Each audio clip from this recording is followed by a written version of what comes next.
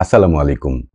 বিগত কয়েকদিন বাংলাদেশের সকল সোশ্যাল মিডিয়া ছয়লাভ হয়ে আছে একজন মানুষকে কেন্দ্র করে। তিনি খুব রহস্যময় একটি চরিত্র বাংলাদেশের মানুষের কাছে। বিগত ৫০ বছর তিনি লোকচক্ষুর অন্তরালে নিভৃতে জীবনযাপন করেছেন। হঠাৎ করেই তিনি সোশ্যাল মিডিয়ার কল্যাণে লাখো কোটি মানুষের সামনে নিজেকে তিনি যে আত্মপ্রকাশ করলেন, সেটি নিয়েই মূলত সোশ্যাল মিডিয়ার আলোচনা।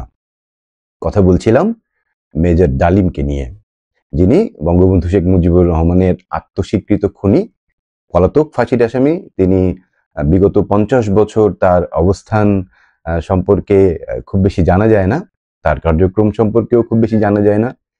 কোনো মানুষের কাছে বাংলাদেশে তিনি নায়ক, কিছু মানুষের কাছে তিনি ভিলেন, কিছু মানুষের কাছে খুনি, কিছু মানুষের কাছে ত্রাতা।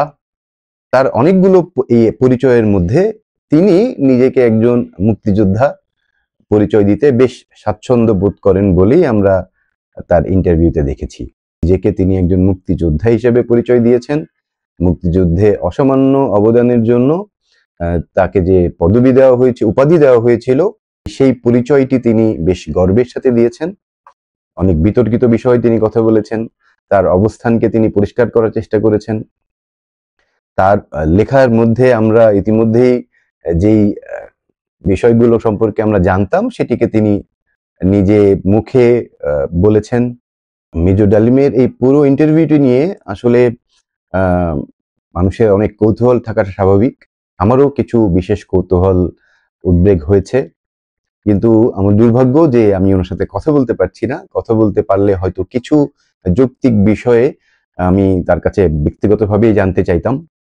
তো একজন মানুষ যিনি তার নিজের বয়স ঠিকঠাক মতো বলতে পারেননি, ভুলভাল বলেছেন তার ইন্টারভিউতে। তো অন্য যেই ব্যাপারগুলো আমরা শুনতে পেয়েছি, সেখানে কিছু সংশয়ের বিষয় বিদ্যমান রয়েছে। নিজের যে লেখা বই, সেখানে এবং তার যে ইন্টারভিউ, এখানে কিছু সাংঘর্ষিক ব্যাপার আমরা লক্ষ্য করেছি। সেগুলো নিয়েই আজকে আমি কথা বলতে চাই।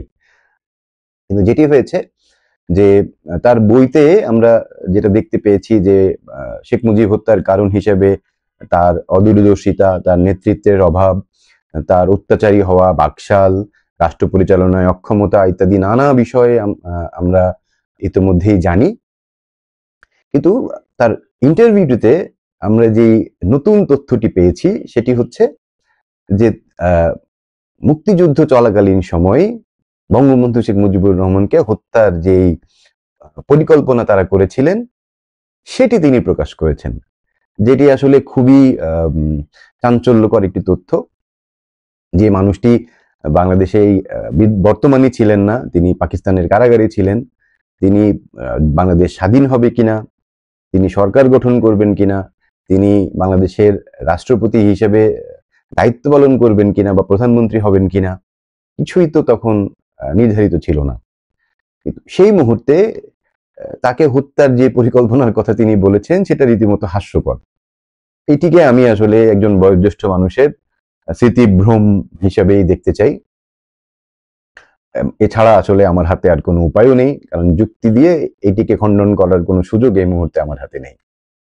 ৫০ বছর আত্মগোপনে থাকার পরে তিনি কি বলেছেন, সেটি যতটা গুরুত্বপূর্ণ, তার চেয়ে গুরুত্বপূর্ণ প্রশ্ন হচ্ছে তিনি ৫০ বছর পরে জনসম্মুখে এসে এই সময়টিতে কেন বলছেন। যেই সময়টিতে বাংলাদেশে একটি সংকটকালীন সময় চলছে, বাংলাদেশের নেতৃত্বের একটি শূন্যতা চলছে, এই সময়টিতে কেন তাকে জনসম্মুখে আসতে হলো। এবং সবচেয়ে মজার ব্যাপার হচ্ছে যে তিনি বাংলাদেশের স্বাধীনতা পরবর্তীতে বিগত সবগুলো সরকারের প্রধান সম্পর্কেই তিনি কটূক্তি করেছেন। তিনি তার ইন্টারভিউতে বলেছেন শেখ মুজিব ভারতের জন্য কাজ করতে চেয়েছিলেন, বাংলাদেশকে ভারতের একটি প্রদেশ বানানোর জন্য তিনি কাজ করেছেন। তিনি ইংরেজি ভালো জানতেন না। তিনি ৩ লক্ষকে ৩০ লক্ষ বলেছেন, যেটি একটি বিতর্কের জায়গা। শেখ মুজিবুর রহমান বলার আগেই রাশিয়ান একটি পত্রিকা এটিকে ৩০ লাখ বলেছিল। তারা কোত্থেকে ৩০ লাখ পেয়েছে, সেটা আসলে আমাদের জানা উচিত।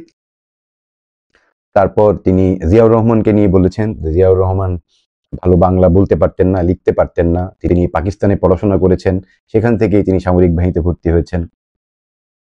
এবং জিয়াউর রহমান সম্পর্কে তার একটি ব্যাপক বিষেধগারের জায়গা আমরা দেখতে পেয়েছি। তিনি বলেছেন যে জিয়াউর রহমান তার ক্ষমতাকে কুক্ষিগত করার জন্য 4000 প্রায় সামরিক বাহিনীর সদস্যকে ফাঁসি দিয়েছেন বা হত্যা করেছেন। এটি একটি বড় এলিগেশন। বা শেখ মুজিব হত্যার ঘটনা তিনি পূর্বে জানতেন, এটি আরেকটি বড় এলিগেশন। বেগম খালেদা জিয়া সম্পর্কে তিনি বলেছেন যে তার স্ত্রী যখন ক্যান্সারে আক্রান্ত তখন খালেদা জিয়া সরকার তাকে পাসপোর্ট দেননি, হাউস অ্যারেস্ট করে রেখেছেন। তিনি বলেছেন যে শেখ মুজিবের চেয়ে তার মেয়ে শেখ হাসিনা আরো বেশি খারাপ। তো আসলে বাংলাদেশের বিগত 55 বছরের যে বাংলাদেশ রাষ্ট্র, এই সময়ে একজন সরকার প্রধানও তার মনের মতো ছিল বলে আমরা দেখতে পাইনি। প্রত্যেকের বিষয়েই তার কটূক্তি আমরা শুনেছি। এই সময়টিতে তিনি কেন জনসম্মুখে এলেন? বাংলাদেশের এই যে নেতৃত্বের সংকট চলছে, তিনি কি নেতৃত্বের স্থানে প্রতিষ্ঠিত করতে চান? এটি একটি খুবই গুরুত্বপূর্ণ প্রশ্ন। বাংলাদেশে বর্তমান প্রেক্ষাপটে আওয়ামী লীগের রাজনৈতিক কার্যক্রম একেবারেই ধ্বংসপ্রাপ্ত, সেখানে কিছুই অবশিষ্ট নেই। বিএনপিও খুব ভালনারেবল অবস্থায় আছে। বাংলাদেশ আওয়ামী লীগ, বাংলাদেশ জাতীয়তাবাদী দল, বিএনপি দুইটি দলের নেতৃত্ব সম্পর্কেই তার কটূক্তি আমরা শুনতে পেয়েছি। তো তিনি কি কোনো রাজনৈতিক দলের নাম না বলেই কোনো রাজনৈতিক দলের এজেন্ডা বাস্তবায়ন করলেন? কোনো রাজনৈতিক দলের পক্ষে কথা বললেন? যে আসলে তিনি কি বোঝাতে চাইলেন, কেন তিনি এই প্রত্যেকটি সরকার প্রধান সম্পর্কে তিনি এই কটূক্তিগুলো করলেন?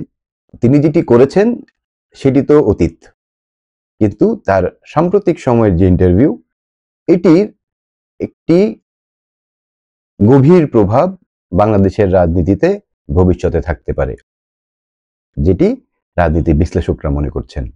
আমি আরেকটি জায়গায় খুব অবাক হয়েছি যে যিনি নিজেকে একজন মুক্তিযোদ্ধা, একজন খেতাবপ্রাপ্ত মুক্তিযোদ্ধা হিসেবে পরিচয় দিতে খুব গর্ববোধ করলেন তার পুরো ইন্টারভিউতে, সেখানে মুক্তিযুদ্ধ নিয়ে তার যে ধারণা সেটি প্রচন্ড নেতিবাচক। মুক্তিযুদ্ধকে তিনি বলছেন ভারতের কুটচাল, মুক্তিযুদ্ধকে তিনি বলছেন শেখ মুজিবের বাংলাদেশকে ভারতের প্রদেশ বানানোর একটি কার্যক্রম, মুক্তিযুদ্ধে নিহত অত্যাচারিত মানুষের সংখ্যা নিয়ে তার সংশয় রয়েছে। তো যেই ঘটনাটির জন্য তিনি গর্ববোধ করেন, তিনি নিজে খেতাবপ্রাপ্ত, তার ভাই খেতাবপ্রাপ্ত, সেটি নিয়ে তাদের গর্ব, কিন্তু সেই ঘটনাটিকেই তিনি প্রশ্নবিদ্ধ করার চেষ্টা করেছেন, যেটি আমার কাছে একেবারেই বোধগম্য হয়নি যে এই ঘটনার পেছনে তার কি উদ্দেশ্য কাজ করেছে। মুক্তিযুদ্ধ চলাকালীন সময়ে তিনি সেনা পরিষদ গঠন করার যেই ঘটনাটি বলতে চেষ্টা করেছেন, সেটি তো একটা চক্রান্ত। সেনাবাহিনীতে কর্মরত অবস্থায় আপনি সেনা পরিষদের মতো আরেকটি সংগঠন গঠন করতে পারেন কিনা, সেটি সেনাবাহিনীর আইন সম্পর্কে যারা জানেন তারা হয়তো আমার চেয়ে ভালো বলতে পারবেন।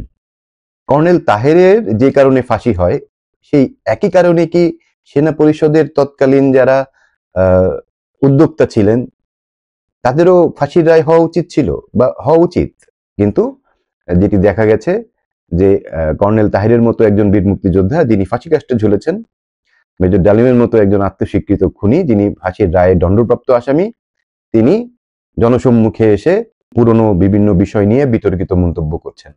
বয়সের ভারে হয়তো তার কিছু সমন্বয়হীনতা আমরা দেখেছি কথায়, কিন্তু তার যে ভবিষ্যৎ পরিকল্পনা এবং 50 বছর পরে তার যে জনসম্মুখে আবির্ভূত হওয়ার যে প্রক্রিয়াটি, এটি আসলে আমার কাছে খুবই গুরুত্বপূর্ণ বলে মনে হয়েছে। ভবিষ্যতে বাংলাদেশ সম্পর্কে তার কোনো প্ল্যান আছে কিনা, সেটি আসলে আমাকে ভাবাচ্ছে। তো এই পর্যায়ে আমি আপনাদের কাছে প্রশ্ন রাখতে চাই যে এই মানুষটির 50 বছর পরে জনসম্মুখে আসার যেই ব্যবস্থাটি তিনি করেছেন, সেটির পেছনে কি কারণ আছে বলে আপনি মনে করছেন? আমরা আপনার মন্তব্য জানতে চাই। কমেন্ট বক্সে আপনার মন্তব্য জানাতে ভুলবেন না। এই ভিডিওটি ভালো লাগলে লাইক করতে পারেন, শেয়ার করতে পারেন এবং তথ্য আপডেট বা বিশ্লেষণ জানার জন্য সাবস্ক্রাইব করতে পারেন। ভালো থাকবেন।